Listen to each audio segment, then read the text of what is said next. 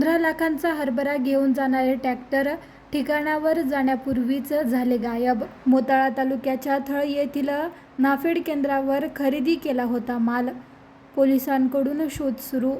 बुलढाणा जिल्ह्याच्या मोताळा तालुक्यातील थळ येथील शासकीय हमीभाव योजनेअंतर्गत खरेदी करण्यात आलेले तब्बल 15,86,000 रुपयांचा हरभरा मलकापूर येथील शासकीय वखारीत पोहोचविण्यापूर्वीच ट्रॅक्टरसह बेपत्ता झाल्याचा धक्कादायक प्रकार उघडकीस आला आहे.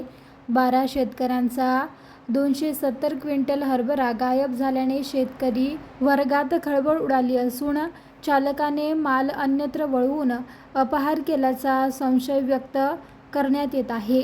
या प्रकरणी पोलिसांनी तपासासाठी स्थानिक गुन्हे शाखा आणि बोराखेडी पोलिसांचे प्रत्येकी एक स्वतंत्र पथके रवाना केले आहेत.